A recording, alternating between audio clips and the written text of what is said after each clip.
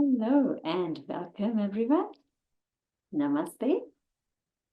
Today we are going to talk with Dr. Dharna Tiku, ArujAyur Health and Wellness, Singapore. Yes, you have heard correct. She is working as an Ayurvedic physician in Singapore. She has 16 years of journey in a different country, different people with diverse culture. Let's talk and delve with her experience in Indian ancient wisdom, onshore and offshore. Hello and welcome, Dr. Dharna. How are you? Thank you. I'm good, Kushtil. Thank you for having me today here. I'm so glad to be part of your interview today. Thank you so much. It's my very pleasure that I'm seeing you from Singapore due to this online platform. Absolutely. Same. The pleasure is all mine that we can get connected globally through this online platform.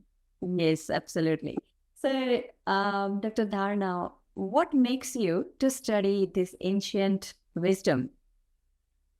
So yes, I would say being an Ayurvedic physician was all destined for me because my interest was always to be in medicine.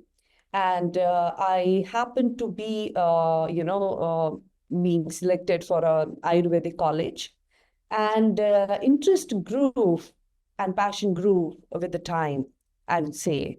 It is not that it was in my mind to be an Ayurvedic physician, but I would say I was delighted to be a part of it because this passion grew and is still continuing to grow. Seeing the clinical, experiences during the college, seeing the impact it has on a common person, it was really an opener for me. So I think, it was destined for me to be an Ayurvedic physician. Wow.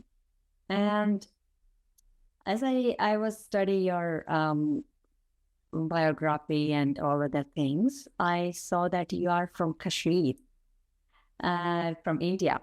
Yes. So what makes you to leave India and start practicing in Singapore? Again, I would say I didn't leave India. It was a calling from Singapore because I got married and, my husband was posted here. I think I was just, the destiny just carried me wherever I had to go.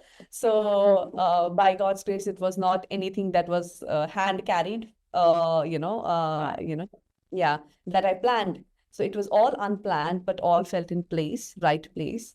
And I would say that I worked in India, in Chennai, for almost a year after I completed my degree. And then after I was working in Ayurveda pharmacy, which is one of the oldest setups in India, along with Kotakal Ayurveda Shala. Wow. And then after that, I came to Singapore, and here I joined another branch, which was also in liaison with Ayurveda pharmacy in India, in collaboration with the AUT. Wow. And I worked there for quite some time as a chief consultant. And then there is no looking back after that. Oh, so nice of you that you're spreading the word of Ayurveda, Indian ancient wisdom in different part of the world. How do you feel? Oh my God, it's really, I would say I can't express, but the feeling is quite fulfilling, I would say. It is fulfilling my soul. It is fulfilling my passion. And at the same time, it is my love to see how patients are, getting healed through, the ancient wisdom of Ayurveda. And seeing the smiles on their faces and seeing the confidence getting back, this is altogether a different feeling when you see patients, getting relief in such way. Right. So what do you have discovered during your practice in Singapore and in India? What do you have discovered, like how this system works or how this benefits you and surrounding? So I would say I have practiced, as I said, first 1 year, but in between also I went for 2 years to India where I was working in an integrative department. It was in collaboration with the modern medicine, but we were purely doing the Ayurvedic treatments for the IPD inpatient, the patients who are admitted, outpatient department, also people who, are comatose, who are in the coma state. We managed them through the Ayurvedic medicine of Panchakarma, like Nasyam and all. And seeing that means that was a kind of a turn in my career, because earlier we only knew that you do Panchakarma, you do a lot of managements, seeing it in a modern setup, healing people on a different level altogether, post CABG patients, post surgery patients, helping them, get back hold onto their health through Ayurveda alone, was marvelous. And that had a lot of impact on me as a physician, to see how Ayurveda can change on a multiple level the health of a person.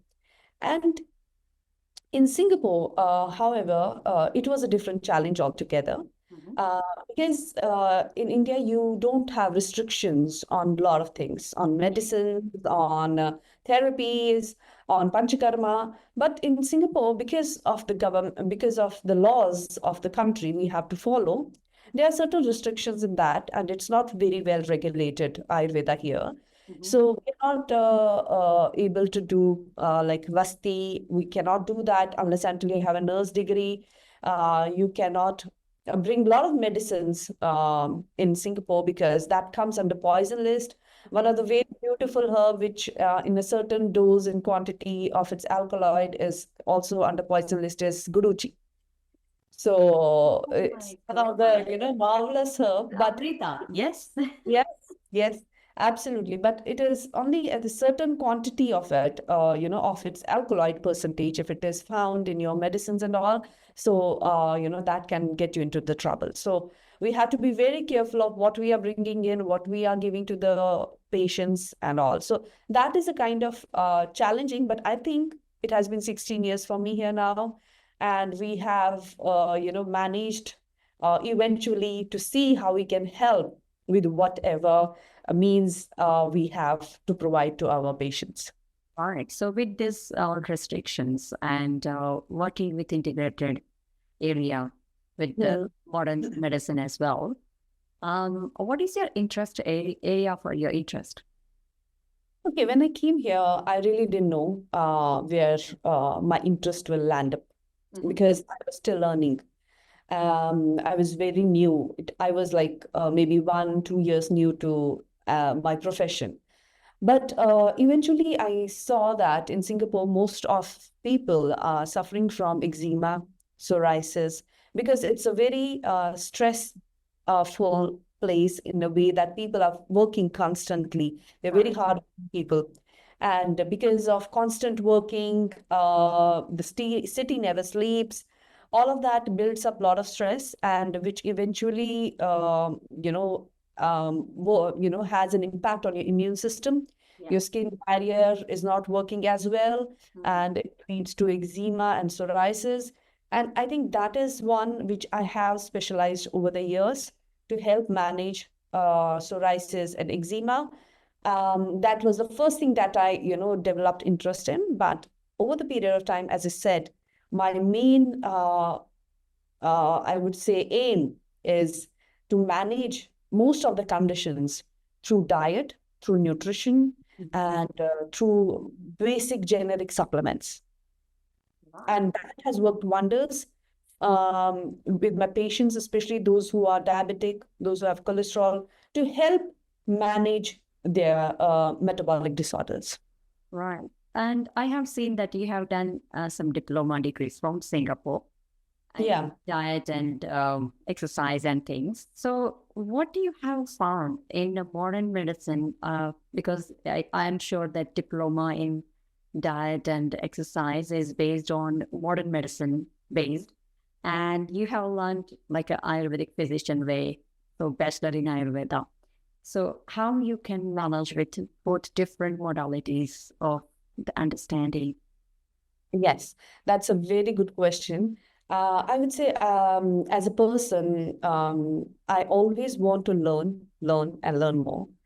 I'm away from India and I don't have much of the resources to brush up my skills in Ayurveda. So I do visit India, I brush up, I come back, but as we all know, the world is evolving, and people are, they want to understand themselves better, which is a good thing.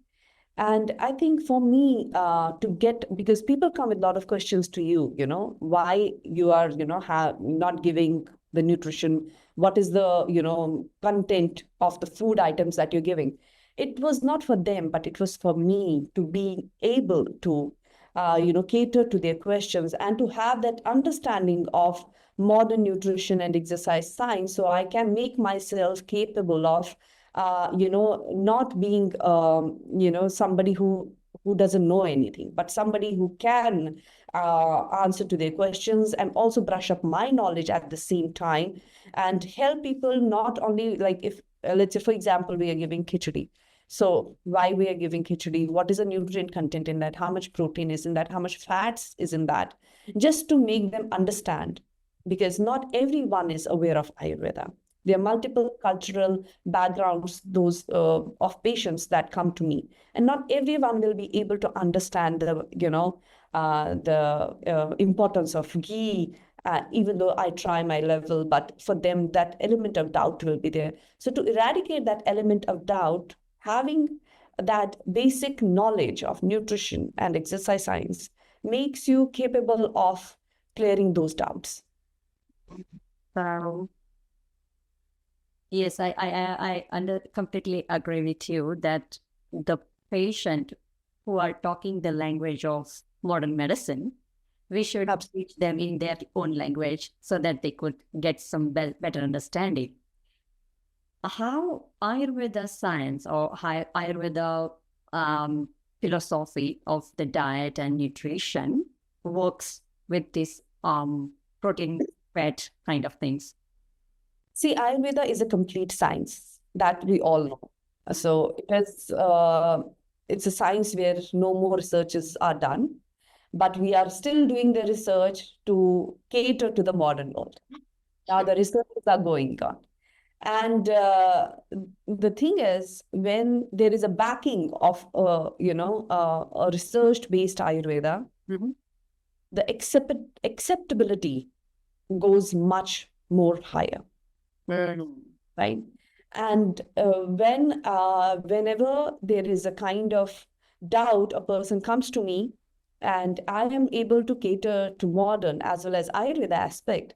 So what happens eventually, they get more interested in Ayurveda because they are understood the part of it. But now they are interested to understand further about how Ayurveda knew about it. How did, you guys were doing it so far? If, the modern science is now, and this is 5,000 year old science, how did it? So that intrigueness of patient develops. And gradually they want to understand more about Ayurveda, because I have seen in my practice, if I tell my patients the logic, the understanding behind it, they are more acceptable to it. Because the company I am in, it's not that, you prescribe and then they go with the flow. No, they have their questions, they have their doubts, they have their inquisitiveness. And I think as a Ayurvedic physician, it is our job to, at least suffice as their inquisitiveness, or satisfy their inquisitiveness as much as possible from our end. So what will happen eventually, it might look, why we have to teach a patient and all, but eventually it is actually promoting Ayurveda. Yes. Yes, if you tell one patient, they will tell another, okay, it works really well. It is not based on this. It's based on the facts and figures, and it's based on the research. So the acceptability of Ayurveda goes multiple folds. Wow. Right. So basically, modern science has their own understanding, but Ayurveda go longer way as it is more acceptable and more easily understandable. That kind of diet or exercise or all those things. Exactly. So, my next question, because I have lots of eagerness and curiosity to know from Singapore purpose, Are they, I'm sure the multicultural is there, diversity is there. So how you can work with them? Like, it's basically more diet based, or medicine is more restricted. So, and I'm sure like all over the world nowadays, people are having more issues with their gut. So how does that help? Yes, absolutely. So, yes, you're very right that there are multiple cultures here in Singapore, and Singapore is kind of a global city. So you get people across the globe here. You have, the basic, the population, the more populous, race is here, mostly the Chinese and the Malay. But the good part is that they are aware of traditional medicines because they do follow traditional Chinese medicines. They follow jumbo medicines, which is from Malaysia. So they have the basic knowledge. And if you see here in Singapore, there are multiple shops of TCM herbs. Yeah. So people go buy herbs, they, make their own decoctions, they prepare their own kada and everything. So for them to have an understanding of it, it's very easier because they have grown up with it. The challenge comes when you get people who are non-Asians, and for them to accept this kind of a size, it takes a bit of effort. But again, post-pandemic, I see there is a lot of shift in the acceptability for preventive medicines and acceptability for holistic wellness. The mind shift has been, amazing. And I would say more and more people are encouraged and are really looking for solutions which are preventive for them. And I think in that way, the multiple different cultures has not impacted as much so far. It's only, when I give talks on the public platforms, I see each and every race of people who are attending it have a lot of questions. And people have questions only when they're interested. Yes. They want to know more.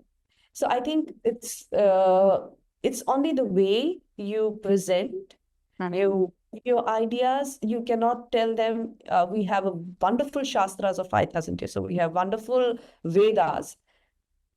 But how will it reach a person who has no understanding of Vedas? So you have to, be very presentable, and it has to be very palatable for them to take that knowledge. And I think that has worked for me so far. All right. And I have seen like you have written a booklet on PCOD, PCOS, weight management, all of the things. That means I assume that you are working with female patients more than any other area. So how it works for you and for others, and what makes you to write that booklet? Yeah, that's a wonderful question, and I think it's a need of an hour. Women, yes, I do have more of women patients, and for them, I wanted to, bring something which they can carry with them and is more easily accessible to them as a booklet. So that's why I thought of, compressing my experience in a small booklet so that they can, get a better idea of their health and hold of their health through simple diet routines, simple lifestyle routines, and how they can manage their weight, because PCOS, PCOD mostly comes with the weight gain and can lead to different multiple metabolic disorders. Yes. And if it's taken care at the earlier you take care of, you can prevent a lot of other ailments which come along PCOD, PCOS, and weight management is one of them. And that caters to weight management and also managing the PCOD, PCOS with simple recipes they can make at home. But at the same time, I have had patients, male and female both, mostly having gut issues. And in Ayurveda, the root cause of all the diseases is impaired Agni. That is the impaired digestive system, impaired absorption, impaired elimination, impaired digestion. So all that comprises of gut health. And it is very important for everyone to understand what to feed, when to feed, how to feed yourself. And this gut health book is basically, I've just given a few recipes on it, but I have written a lot of articles on gut health on my blog, on my different social media platforms of Instagram and all, because I believe that if we are able to manage our gut in a very amicable way, uh, most of the diseases we can prevent. It's very interesting, Dr. Dharna, for talking with you. And Pleasure. what is your go-to advice to your patients or our listeners? I would say, as an Ayurvedic physician, my advice to your listeners, our listeners, will be that um, to have a long, healthy life, it is not very difficult. It's easier, but yes, then it needs a bit of discipline, it needs a bit of consistency, and it needs a willpower. And to manage that, Ayurveda focuses on willpower through managing your spirit. Ayurveda manages your symptoms, if you have any conditions, through treating or managing it with different herbs and different diets according to your body type. And it also helps you gain that discipline through different practices which are in Ayurveda's sister science, that is yoga. So I think if you are able to do your daily practices, morning yoga practices, even simple breathing practices, even if you don't have enough time to do the physical yoga, just do the breathing exercises, the pranayama, the nadi shodhan, the anulom vilom. That will help you gain the energy to, go through the day amicably. Second is, do follow what you are, ingesting. Don't just eat anything and everything. Try to eat fresh. Try to eat green. That will keep your energy levels very high. And the third thing is, wake up on time, sleep on time.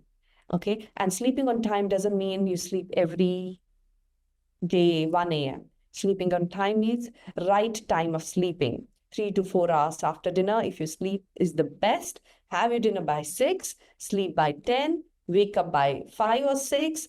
And if we say 7 to 8 hours of sleep, Ayurveda says if you have quality sleep, even 5 hours, 6 hours sleep is more than enough to recharge your whole system.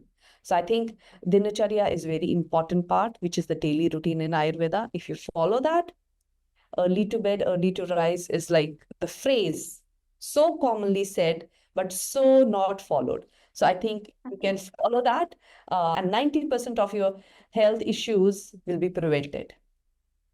So yes, that will be my message to you, our audience here. Oh, that is really great, Doctor. And I wish you very best of luck to work in Singapore with different modalities and with different course, different people in surrounding you. And we'll keep in touch for future progress. Definitely. Definitely. Yeah. And nice to have you today. Thank you, Doctor, for inviting me. And I think it was, really pleasure to have such a heart-to-heart conversation, and to be a part of your interview series. Thank you so much for inviting me. Absolutely my pleasure. Thank you very much to have you. Thank you so much. And welcome back, everyone. So this is Dr. Dharna from Singapore. If you are really looking for a work in Singapore or would love to stay in contact with Dr. Dharna in Singapore, if you are in Singapore and work with her or see her as an Ayurvedic physician, please go and see her All the details about her is in the description in the video. I know you are the most intelligent person, wise person in the world, and that is why you are watching this type of videos. And I'm sure you would love to be in touch with more and more wisdom with us. That's why if you can subscribe and like this video and share with like-minded people would be great. We much appreciate your help to spreading the word about Indian ancient wisdom onshore and offshore. Thank you for watching. Namaste.